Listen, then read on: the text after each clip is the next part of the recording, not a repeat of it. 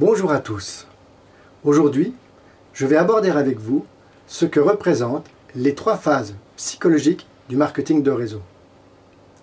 Lorsqu'on démarre dans le marketing de réseau, la plupart d'entre vous pensent que cela va être facile et que ça va tomber tout droit du ciel. Eh bien non.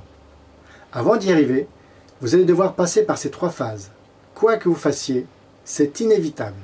Voyons ensemble de quoi il s'agit. Phase numéro 1. Cela en vaut la peine. Phase numéro 2. Cela n'en vaut pas la peine. Phase numéro 3. Je ne vaux pas autant. Regardez ce tableau. Il représente 1 cent investi et doublant chaque jour. Comme vous le voyez, au bout du 7e jour, nous n'avons pas encore atteint le 1 euro.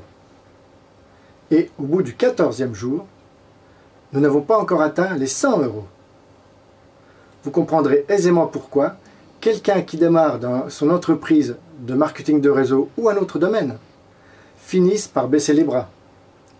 Imaginez maintenant ce que seraient ces jours si c'était en semaines, voire même des mois. Qui parmi vous travaillerait plus de 17 mois pour ne récolter que 655 euros? Vous seriez donc tenté d'abandonner, n'est-ce pas?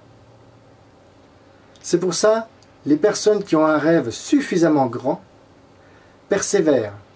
Ils vivent dans ce que j'appelle le fuseau horaire de l'entrepreneuriat. Ils ont la vision du succès à 200%, que dis-je, à 2000%. Une erreur fréquemment commise par certaines personnes qui abandonnent, c'est de croire que le salaire est égal au temps travaillé. Ces personnes basculent automatiquement dans le fuseau horaire de la bureaucratie. Et savez-vous pourquoi? Ils abandonnent parce que leur revenu ne correspond pas au temps qu'ils ont investi à travailler. Ce que vous devez bien comprendre, c'est que le marketing de réseau a un pouvoir différent. C'est une sorte de levier magique qui opère à un moment donné dans le temps. J'aime bien citer cette phrase. Dans le marketing de réseau, les entrepreneurs sont rémunérés pour leur vision, pour leur courage et leur persévérance. Voyez maintenant la phase 2, c'est-à-dire cela en vaut la peine. À partir de ce moment-là, vous générez des revenus que vous pouvez considérer comme acceptables. C'est à ce moment-là également que vous prenez confiance en vous et l'espoir devient une certitude. Votre détermination ne laisse plus place au doute et la tâche devient de plus en plus facile et également plus agréable. Cependant, attention, ne ralentissez pas. Restez sur votre lancée.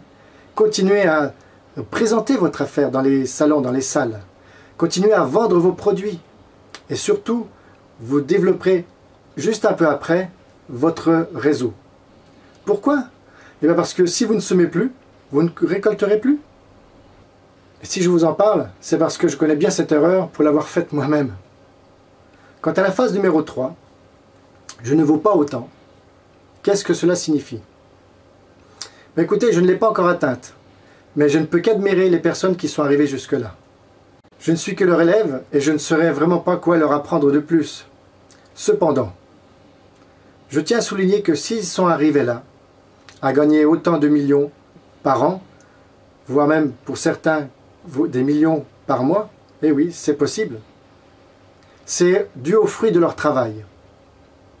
Et si vous en doutez, c'est alors que vous êtes en train de rebasculer dans le fuseau horaire de la bureaucratie.